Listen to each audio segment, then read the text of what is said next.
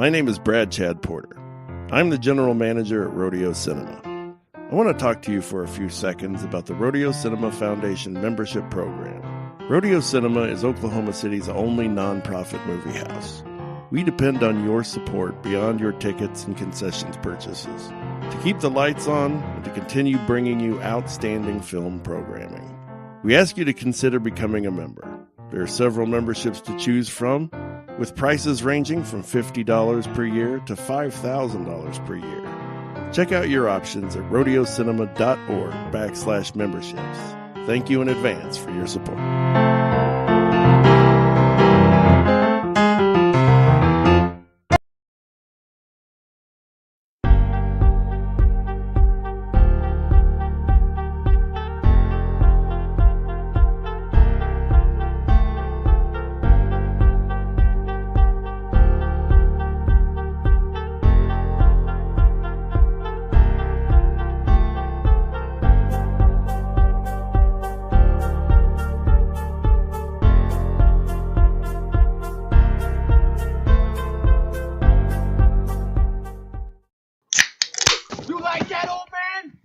Piece of me? Do I feel lucky?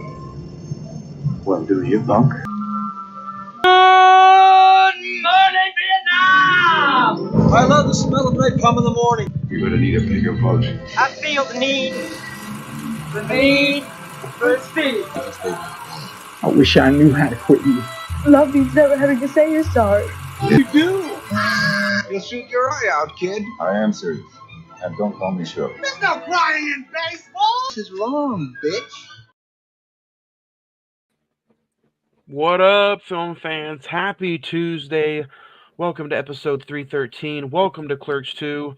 And welcome to a new episode of the Cine-Men movie podcast. I'm one of your hosts, Juan, and I am joined by the other cast, the crew members. Jay, what's up? What's going on? How's it going, guys, out there?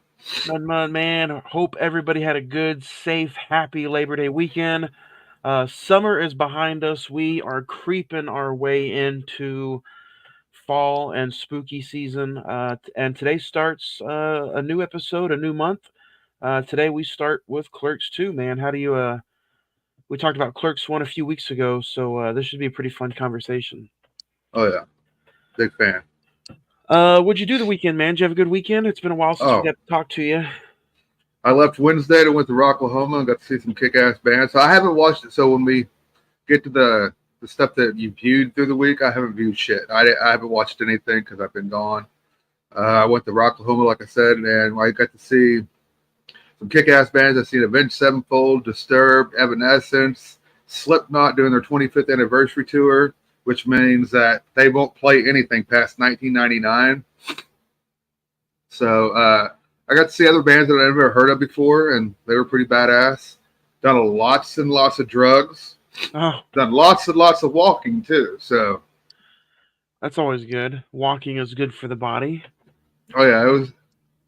It was a humid fucking weekend, so it was bad. I hated it as far as that goes. That part goes.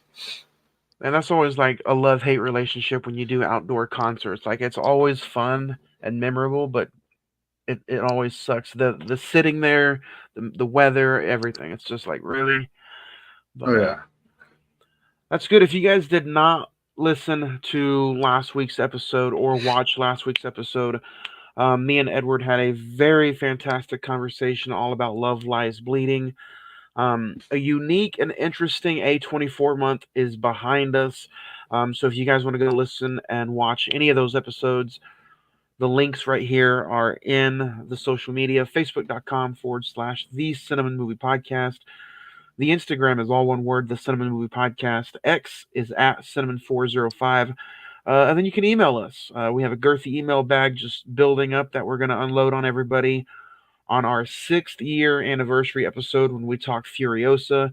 So send us in some emails at cinemen921@gmail.com. Last week, like I said, we talked about Love Lies Bleeding. Go back and listen to that conversation wherever you listen to podcasts. Or you can watch it right here on Amy Swall Productions YouTube channel. So, yeah, it should be a fun little show. Jay, you said you didn't get to watch anything or check anything out. Did you even keep up with any wrestling last week? That I did do that when I came back yesterday. I did sit down. I watched SmackDown. I watched Bash in Berlin. I started watching Raw and just passed out during it. So did you think Bash at Berlin was pretty good? I thought it was pretty decent. It wasn't too bad. Is it me, or which is not a bad thing, but a lot of these pay-per-views lately have been very predictable, but very, very good. I think that's the Triple H way, I believe. You know what I mean? Because it was that to me when I was watching NXT when he was running things. It always felt like that to me as well. Like the natural progression of the storyline had to be this way. Yeah. It wasn't Vince trying to swerve everybody all the time just so he could have his way. Yeah, there you go. Perfect way of putting it. If you guys want to check out anything on my recent watches, check out the Instagram / Cine-Men Movie Podcast. Really, it was kind of a slow week for me as well. Clerks 2, Bash in Berlin. I did check out the Adam Sandler special, Love You. I don't know if anybody's got to check that out yet. It's on Netflix. I'm a little biased, but I absolutely loved it. That's on my. I highly, highly recommend it. Whether it's a movie or a stand-up special, it's already entered my top 5 of the year. So, and it's real short too. It's only like an hour. Oh yeah, I've seen you post that on Facebook. Yeah, go check it out. Adam Sandler, he's the man. He gets it done. Other than that, I say we get into what we got here to talk about. Clerks 2. This one I didn't know how I would like the rewatch. So I think it should be a little fun conversation. If you guys want to listen to us talk about the first one, we did talk about Clerks 2 a few weeks ago. But currently, right now, you can check out Clerks 2 on Tubi or Plex TV. IMDb has it at a 7.3. Rotten Tomatoes at 63%. The Metascore is at 65. The Letterboxd is a 3.3 out of 5. With a budget of $5 million, it grossed a little over $27 million at the box office, with the release date of July 21st, 2006. Dante and Randall's shops sends them into a new horizons as it catches fire, but they ultimately settle at a fast food empire called Movies, starring Brian O'Halloran, right? Did I pronounce that right? Halloran. Jeff Anderson, Rosie O'Dawson, Jason Mewes, Kevin Smith. You also have some cameos in there. Trevor Furman plays Elias, written and directed by Kevin Smith. Jay, do you remember the first time you seen this? What were the expectations, and what was it like when it was first over? I seen it opening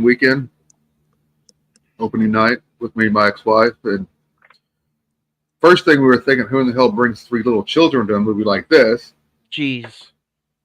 Somebody brought 3 children under the age of like 12 and under, and they were what made us kind of like was that they were laughing at jokes, sexual jokes that they should not be laughing at. So it was weird watching a movie with a bunch of kids having a donkey show in it. Only in America. Exactly right. But no, I enjoyed the hell out of it seeing it my first time in theaters. Expectations were kind of high, but in my opinion, I think Kevin hit all of it. Yeah. I'll go ahead and go next. First time watching it was probably years and years ago. I think you told me about Clerks 2, checked it on DVD, and then honestly rewatching it for this episode, I completely think this movie surpassed expectations, and I can't wait to get into it. I think this is just as good as the original Clerks. I agree. So let's dig into it, man. We left off with Clerks. Again, if you want to listen to that conversation, go check it out. But Clerks 2 opens up with, the quick stop just in flames. Jeff Anderson's character Randall leaves the coffee pot on again. He thinks it's terrorist, but And there's some stuff I may not want to repeat that happens in this movie, but again, if you guys want to go check out this movie, it's on Tubi for free. It's from 2006, so we are going to spoil the heck out of it. So go check it out. You might not feel comfortable. I do. I'll talk about any of it. I think it's all funny. I think it's all funny too. Do you think a movie like this can be made today? Probably not. Not on the. I don't know. I mean, here in just a few weeks, we're going to talk about Clerks 3. We might as well wrap up the trilogy. So we'll talk about the differences between 1, 2, and 3 whenever we do talk about that one. But I think this movie gets lost in the Clerks shuffle. What do you think? Do you think it's, like I said at the beginning, I think it's just as good as the first one. I do too, and that's where I think he outdone himself. Is that he made something better than the original, in my opinion, or on par. Because a lot of times when you come up with a sequel to a beloved movie, people just shit on it and hate it. But in this rare occasion, people were like, "Oh my god, it was fucking great! It even adds to it." And I think he accomplishes that with Clerks 3 as well. The whole trilogy to me is amazing. I think this one is, to me, they get more deeper and more emotionally evolved as the trilogy goes on. Mm-hmm. And this one, for some people sitting back and thinking that this is just some stupid stoner comedy with nonsense, you're probably right. But there's also more. There's more like meta, more feeling, and more. There's a lot of heart in this movie. Yeah, a lot of heart to this movie, and I just noticed that this second and third time around getting to it, and man, I think this movie is for everybody. I mean, as far as like the story behind everything goes, especially when the way it explores Dante's relationship with somebody who doesn't really want to be with. It also explores Dante and Randall's thoughts of they should be doing something that they actually want to do. And here they are, in their 30s, and they still haven't accomplished anything. They still work at a convenience store, now a fast food restaurant, so that they feel like they're being left behind. And that was the way the first one was. They would feel like they were being left behind, and they're still being left behind in the sequel because they still haven't done shit. That's the basic premise of this movie: shit or get off the pot. Yeah. And that's the whole journey for them in this one. Are they going to get off the pot, or are they just going to fucking crash? And the story of getting there is like just super, super emotional. And I mean, I like the way it automatically starts flirting with the chemistry between Dante and Becky. Becky is technically their boss at movies. Dante, you could probably say, is like a lead clerk who does pretty much everything. Randall's probably the cook who's like, he still doesn't kind of take life or his job serious. What did you think of, I know you love the show, but what did you think of all the My Name is Earl cameos?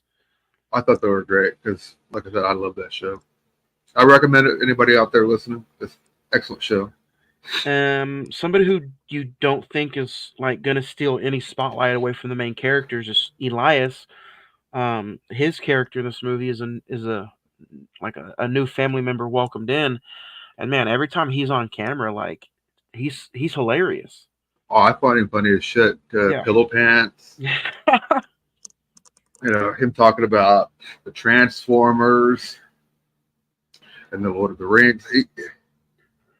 That's one thing Kevin Smith did. He casted somebody great in that role. And I love the arguments of everyday life in this movie, because you expect, if you work jobs like these or you work with the public, you have real life conversations like these with whether they're customers, employees. It's pretty.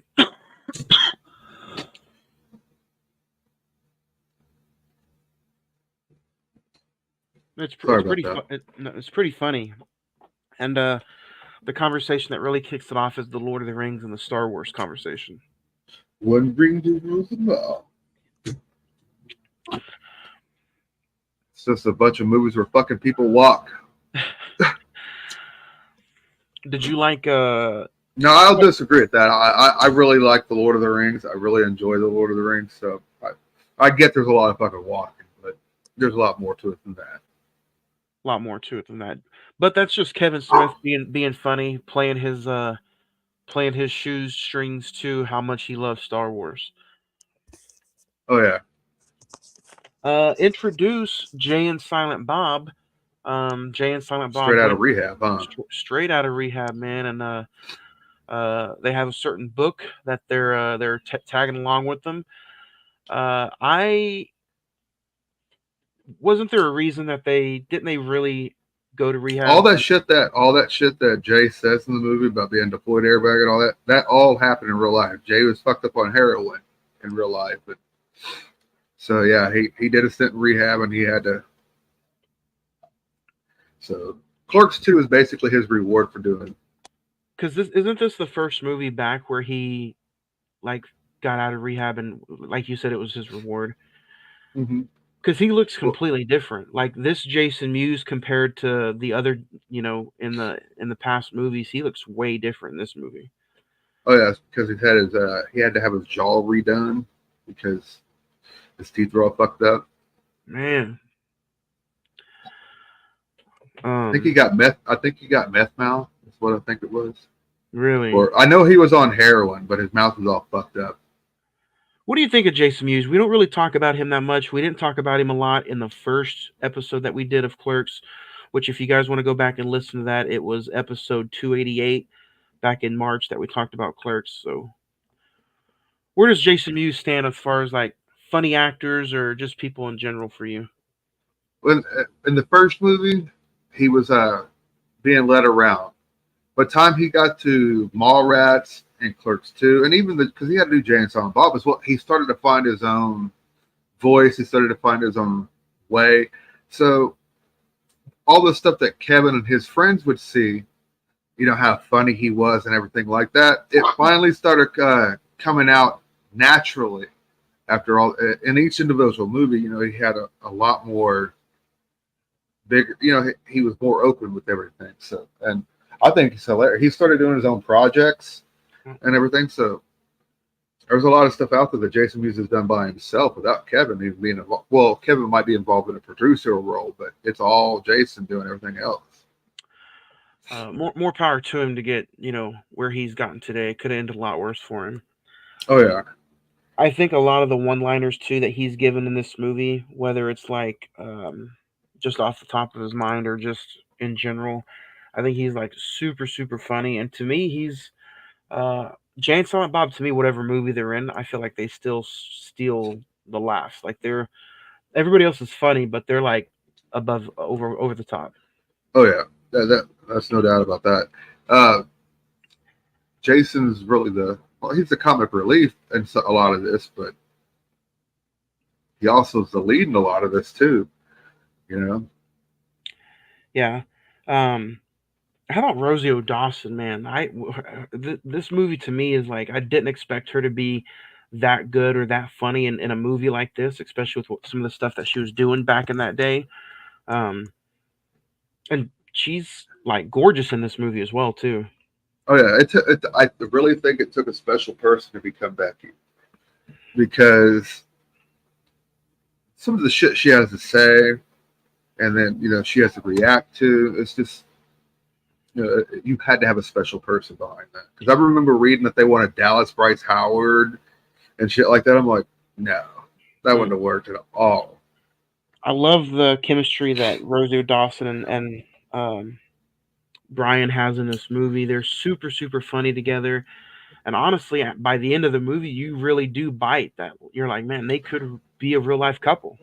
That's one thing about Kevin Smith's love in his different movies is that you could see it actually happening in real life. It's, I don't know, Jay and Silent Bob's a little bit more comical, and Jay and Silent Bob Strike Back, him and Jay and Shannon Elizabeth, but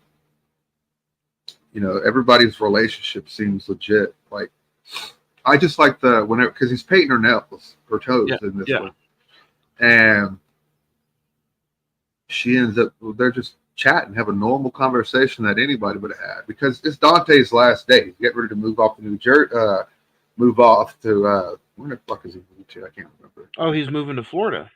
That's right. And he's getting ready to get married and all that stuff. So this is his last day, and feelings are flying on the last day. Yeah.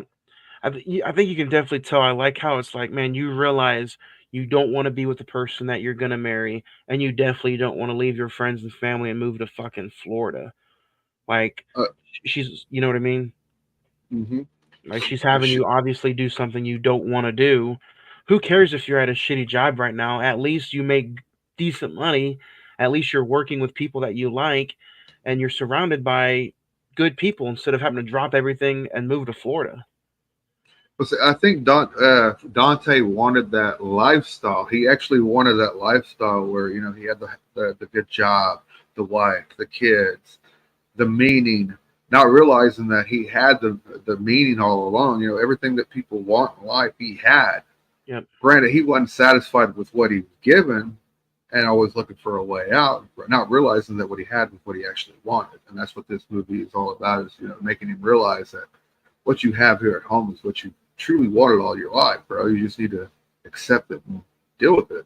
Appreciate it and stop trying to just keep up with find the next best thing. Yeah, keep up with the Joneses, I guess, right? Mm-hmm. Let's talk about some of the fun cameos. There's a Ben Affleck cameo in there, which is really funny. The big one though is Jason Lee's cameo,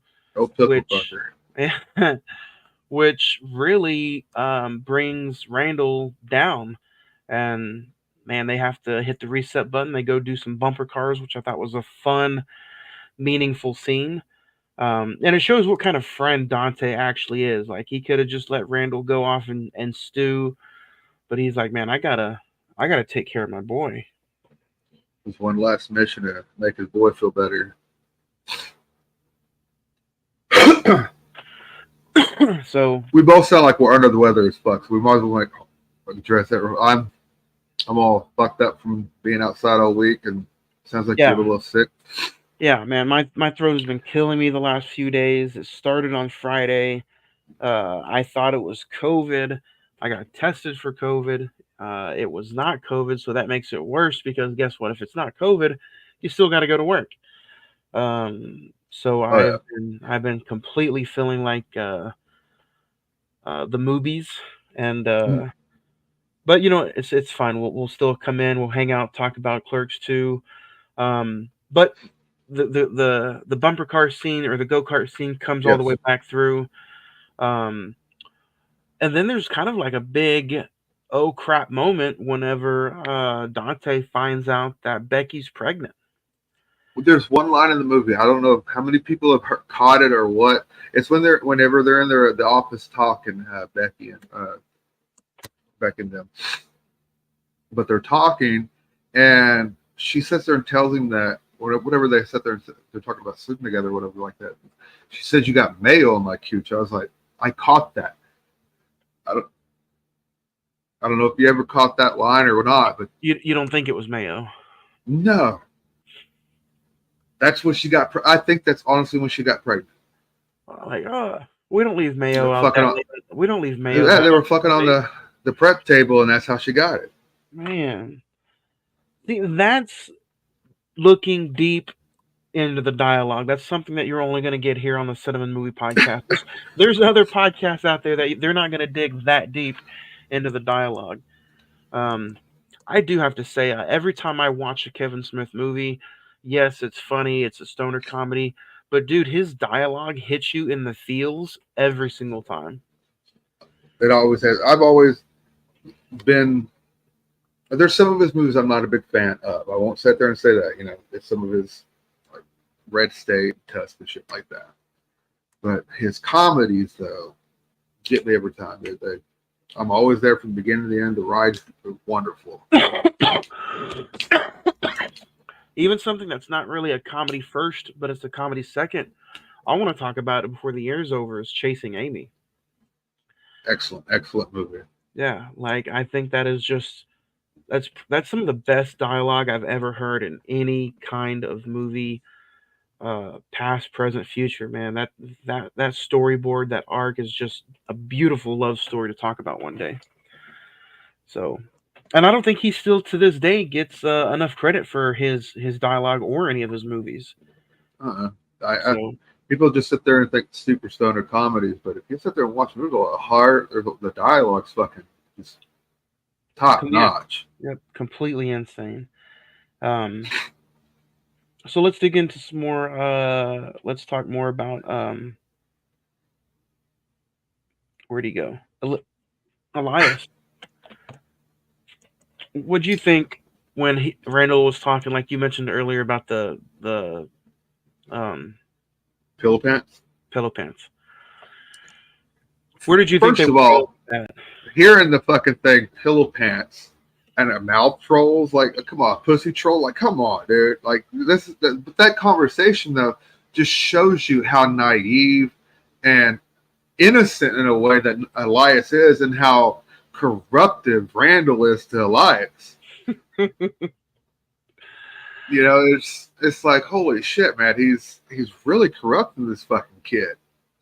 But Elias is resilient. He doesn't let the corruption happen, and that's what makes him pure and everything. So it's like, okay, because even by the end of the movie, he's had a few moments of okay, because he does get caught jerking off during the fucking donkey show, crying.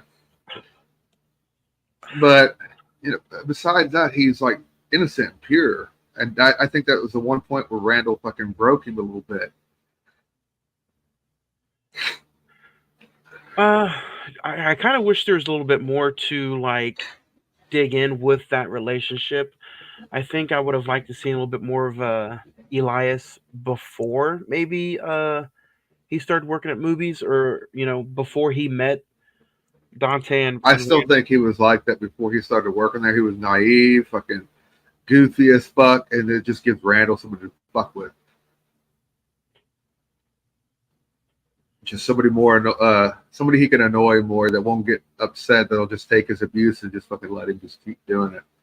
Because Dante gives him shit for his abuse sometimes. Elias just fucking accepts it. Just moves on. We're still buddies. the funny. What do you think about the funny scene after Jason Lee leaves? Jay and Silent Bob get his free meal. It's like piss flies. I wonder what that tastes like.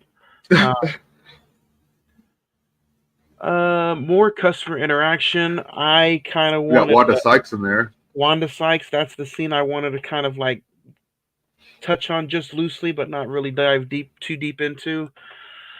I don't think that kind of dialogue can get written today. Oh no. Was it funny? Yes. I thought it was very funny. Am I racist? Fuck you. Was it funny? Yes. Super, super funny. We're taking it back, man. I even think what's funnier about the whole situation is the husband, the boyfriend is like, man, give me my free food. Racism has no kind of taste. Shit. Yeah, like he still wanted to walk out with his food. And then there, even before then, you have the conversation between Dante, Becky, and Randall about ass to mouth. Randall from the beginning understands and knows that something is up between them two, though. Oh, because he keeps busting in on him. Yep. He just asks, like, who the fuck waves at her when she's on her way in the door? Why don't you just wait till she gets in? Just trying to be nice to my boss. Uh-huh. Oh, yeah, I agree with you there. Randall, is kind of dense as he is, he does have it where it counts sometimes. I think he's way smarter than he's supposedly like written in to be. That's because of Jeff Anderson's performance, man, and Jeff just brings him to life. I love hearing. I actually like Jeff's voice. I think his voice is pretty fucking cool. I don't know, it's soothing in a way. That is true. Jeff Anderson is somebody that like I kind of wish there was more stuff of him in. Like it seems like he's in a lot of stuff, but the stuff that's really just like funny is, obviously just the Kevin Smith stuff. I did like him in Zack and Miri. Oh yeah, the video photographer. Yeah, but we got to sit there and be thankful that Jeff even came back at all because there was residual problems and other just shit that he didn't want to do. He didn't want to come back for Clerks 2. Really? He was the one that held out and put up the biggest fight to come back. So why do you think that is? They even had that problem with him in 3. He just didn't want to shit on what the original was, and then what he like he said, I've seen in the video interviews, is that he read the script finally. You know, he's seen what it was, and he's like, "Fine, I'll do it." You know, I got you. So at least he was able to do business, and I'm happy about that because it gave us 3 great fucking movies and a cartoon series. I almost thought we got a little bit lengthier of a scene of Ben Affleck because he's the guy that's like just watching Dante and Emma make out. That's another relationship that we haven't really talked about a lot, and I'm sure we'll get into a little bit later. But Ben Affleck and Kevin Smith, like in a world of today, you're like, what? Those 2 names shouldn't even belong. But if you look back in the day, and even they're still really good friends today, but it's like, well, Ben Affleck straight up says, without Kevin, I wouldn't be who I am today. Yeah. And it's just like, man. And kind of neither would Matt Damon. Yeah. Because Kevin's the one that got their script looked at, and their script for Good Will Hunting is what made them who they are today in a way. You know, that made them hot in Hollywood. Yeah. And because they won an Academy Award, for God's sake. Come on. Yeah, that's another movie we talked about early in the year, so go check that out. Let's talk a little bit about the Donkey Show. Do you think any of that was too much, or how did you go towards that scene after seeing it? I thought it was fucking hilarious because, you know, everybody has expected a chick blowing a donkey, and it's a dude. You know, it's just, and the thing that cracks me up is whenever he spits in his fucking hand, it's just a big old wad of just everywhere. And so, the Donkey Show, and everybody finding it fascinating. All the characters different, you know, how they interacted with the scene. Yeah. They couldn't. Dante was disgusted, but calling Randall just fucking loved it. Elias loved it a little too much. Jane and Silent Bob were just, fuck yeah, whatever, you know, and Becky's just like, oh, I can't look away, but yeah, it's fucking okay. It is a very cool way to kind of not end the movie, but lead your movie to the end. Because a lot of loose ends happen during this scene. Emma walks in on Dante and Bex. Jay spills the beans and pretty much says congratulations. That's where Emma finds out that Becky is pregnant.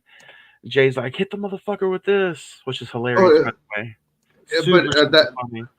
But if you sit there and look at it, there's a Donkey Show, but all this information being dropped, like, you know, all this need to know knowledge is being dropped right then and there, and it's bringing the movie to a close, and it's like that's a chaotic way to do it, a very chaotic way, because a lot of people's focus are on that fucking Donkey Show. They're just like.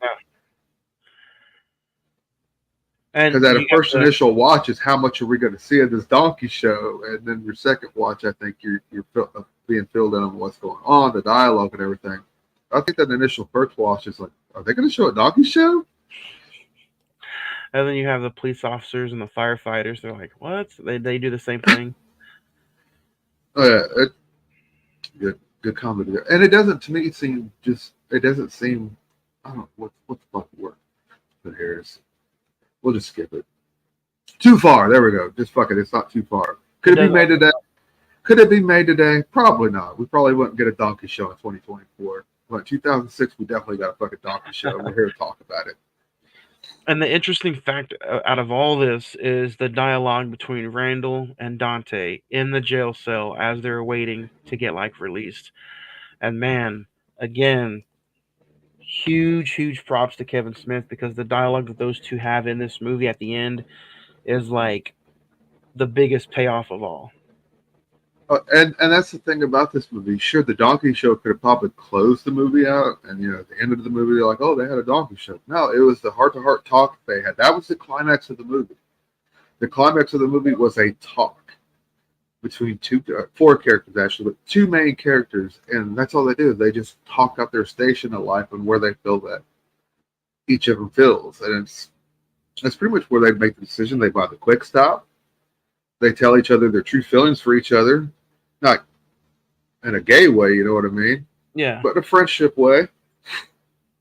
You know, I agree with you. I found Randall's speech was fucking beautiful, man. Yeah. And then Jay out of nowhere is like, "We have the money." But even you, at least with me as an audience member, I'm like, how the fuck is? I'm like, oh yeah, they fucking movie rights. That's where they got the fucking money. Okay, never mind. He does have the money, guys. Which leads in, which I like how all these movies technically aren't sequels or a franchise, but they still have connections somehow, some way. Oh yeah. I enjoyed the hell out of. I always enjoyed the hell out of that because he just wanted to see all his characters interact and play up to each other. And I think another. Oh, go ahead. No, I was just going to. Go ahead. I would say another scene that we kind of didn't talk about yet was when Dante and Becky are on top of the restaurant dancing, and they like that kind of threw me off a bit whenever the whole dance party started. I didn't know what the fuck that was. I still don't know what the fuck that was. It's funny, it's cool, whatever. But their dialogue and their talk upstairs and not well, more emotions. I'm sorry, my shrooms are kicking in, guys. Sorry. I think Kevin Smith has that in a lot of his movies where there's like a little music number where the entire cast is just kind of hanging out dancing. I think that's just maybe a guilty pleasure for him, because I know he kind of did that in he does that in Dogma and some other movies. So I think he even uses the same song in Dogma. Yeah, I didn't get that part, but it was funny nonetheless. I think it broke the tension in a way, but it was just, to me, it was out of left field. One of my favorite scenes in the movie, though, is another dance of Jay stripping down and asking if you want to fuck him. That's the famous song from Silence of the Lambs. Mm-hmm. Buffalo Bill's fucking little dance. Yeah. Which in this movie, to me, Jay fits it better. It's hilarious, honestly. I can't look at that scene in Silence of the Lambs any different. I have to look at it differently now. It's just weird. Kevin Smith completely changed the tone of that one scene for me in Silence of the Lambs with this. I can't do it anymore. I can't watch that scene without thinking of Jason Mewes dancing. That's funny. So the way the movie kind of ends with them just hanging out, and they got the quick stop built back up. I couldn't remember what's next to the quick stop again. Is it still a movie store? No, I can't remember if they opened RST up or not. And then so they reopened up the movie store or the quick stop. But I've always thought after they open it up and the camera zooms back from Dante and Randall behind the counter, it kind of, I don't know if it could be, I could be wrong, but it looks like Dante is just like, his expression on his face is like, all right, we got it. And it's just like, oh shit. Now it's, you know what I mean? It just. Yeah. I kind of got that too. Like, almost like, so this is it. Did I really want this again? Mm-hmm. Yeah. And Randall's perfectly fine because he's got his bro and he's got a good, he's got his place back. Yeah. And I like how Elias, put in for the application. Now, when he was accepting the application, that looked like that was the part in a movie store. It looked like. Yeah, it was RSD. Okay. I can't remember if they opened that up or not at the end, but it is featured in the end whenever they accept the application. And like I said, we'll dig into number 3. I think number 3, I think we'll have an episode about that in November. I think that'll be a fun conversation to have. The first episode of October is getting ready to be revealed. So September's got a huge lineup. But before we get to September, Jay, do you have any other favorite scenes from Clerks 2? Like I said, I like the dance scene with Jason Mewes.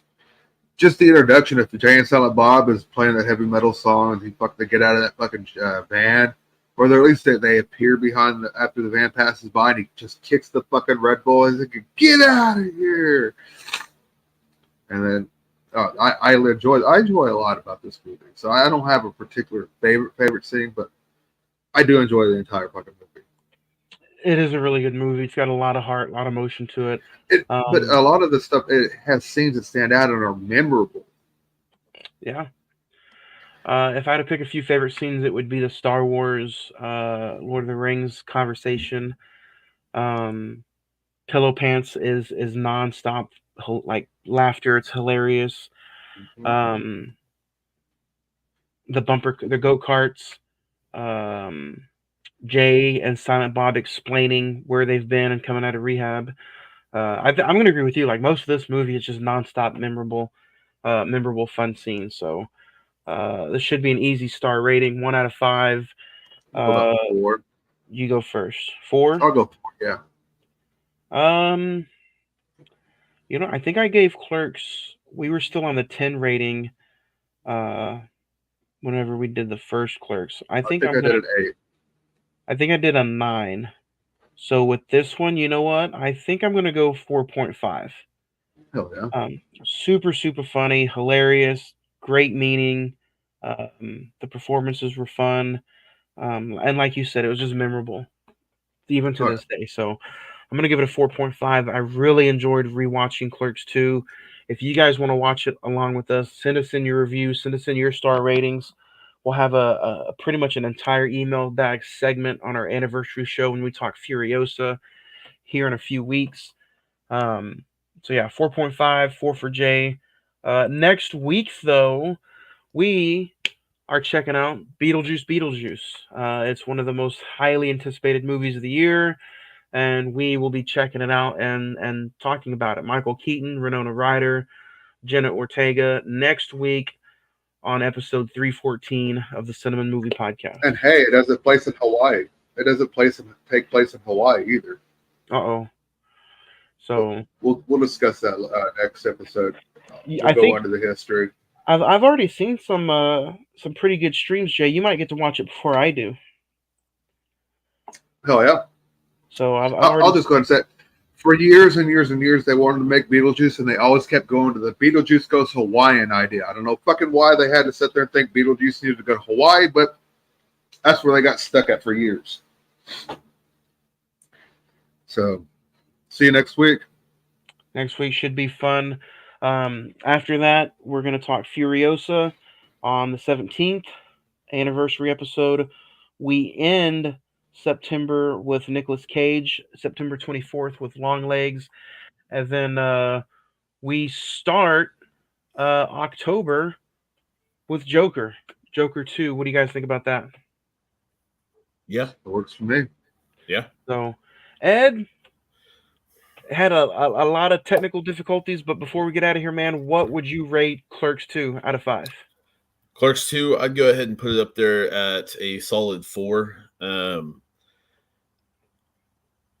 To bring in some of the old characters, bring in new characters, a lot of different stuff that's going on. It's a hilarious ride. I mean, like y'all probably already touched on, there's so much debauchery and insane wordplay and different things like that it's just one of the funnest rides if you enjoy that type of comedy.